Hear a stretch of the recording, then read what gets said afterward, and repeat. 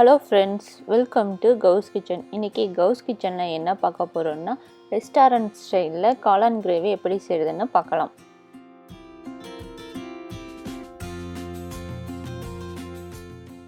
இந்த கிரேவிக்கு நல்லெண்ணெய் நல்லாயிருக்கும். நல்லெண்ணெய் ஒரு 3 டீஸ்பூன் விட்டுக்கிறேன். அது கூடவே 2 பட்டை 2 ஏலக்காய் ஆட் பண்ணிக்கிறேன். ஒரு வெங்காயத்தை நல்லா பொடி பொடியாக கட் பண்ணி வச்சுருக்கேன், அதை ஆட் பண்ணிக்கிறேன். வெங்காயம் நல்லா வதங்கணும். வெங்காயம் நல்லா வதங்கினதுக்கப்புறம் 1 டீஸ்பூன் இஞ்சி பூண்டு பேஸ்ட் ஆட் பண்ணிக்கிறேன்.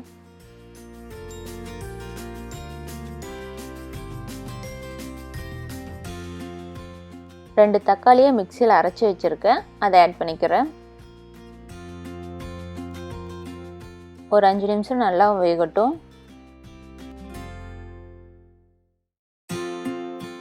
இப்போ 5 நிமிஷம் போலாச்சு, நல்லாவே கொதிச்சுட்டு இருக்குது. இப்போ நல்லா ஒரு டைம் மிக்ஸ் பண்ணி கொடுத்துட்டு மசாலாலாம் ஆட் பண்ணிக்கலாம். கொஞ்சமாக மஞ்சள்தூள், கரம் மசாலா 1/2 டீஸ்பூன், மிளகாத்தூள் 1 டீஸ்பூன் ஆட் பண்ணிக்கிறேன். உங்களுக்கு காரத்துக்கு இன்னும் வேணும்னா இன்னும் கொஞ்சம் ஆட் பண்ணிக்கோங்க.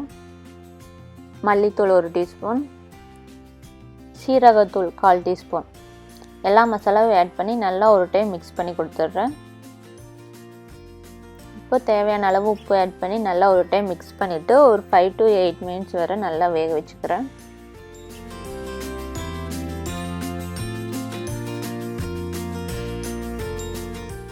ஒரு டைம் நல்லா மிக்ஸ் பண்ணி கொடுத்துட்றேன். நம்ம ஆட் பண்ண மசாலாவோட பச்சை ஸ்மெல்லாம் நல்லா போயிடுச்சு.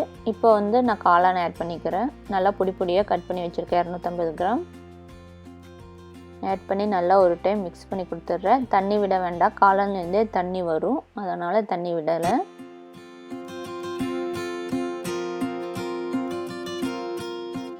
இப்போ காளான் நல்லாவே வெந்துடுச்சு. இப்போ ஒரு பேஸ்ட் ஆட் பண்ணிக்கலாம்.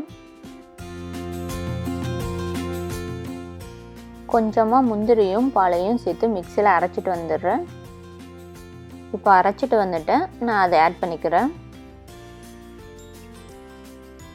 இந்த பேஸ்ட் ஆட் பண்ணதுனால ரொம்ப கெட்டியாக இருக்கும், அதனால் கொஞ்சமாக தண்ணி ஆட் பண்ணிக்கிறேன். ஆட் பண்ணி நல்லா ஒரு டைம் மிக்ஸ் பண்ணி கொடுத்துட்றேன். மிக்ஸ் பண்ணி கொடுத்துட்டு ஒரு 10 நிமிஷம் நல்லா கொதிக்கட்டும். இப்போ 10 நிமிஷம் போல் ஆச்சு, ஓப்பன் பண்ணி பார்க்குறேன். நல்லா கொதிச்சுட்டு இருக்குது. இப்போ கேஸ் ஆஃப் பண்ணிவிட்டு நான் கொத்தமல்லி தழையை துவைக்கிறேன். அவ்வளோதாங்க, ரெஸ்டாரண்ட் ஸ்டைலில் நம்ம காளான் கிரேவி ரெடி ஆயிடுச்சு. நீங்கள் ஒரு டைம் இதை ட்ரை பண்ணி பாருங்கள். இந்த வீடியோ உங்களுக்கு பிடிச்சிருந்தா லைக் பண்ணுங்கள், கமெண்ட் பண்ணுங்கள், ஷேர் பண்ணுங்கள். மறக்காமல் கவுஸ் கிச்சனுக்கு சப்ஸ்கிரைப் பண்ணி பக்கத்தில் இருக்க பெல் பட்டனை கிளிக் பண்ணுங்கள். தேங்க்யூ.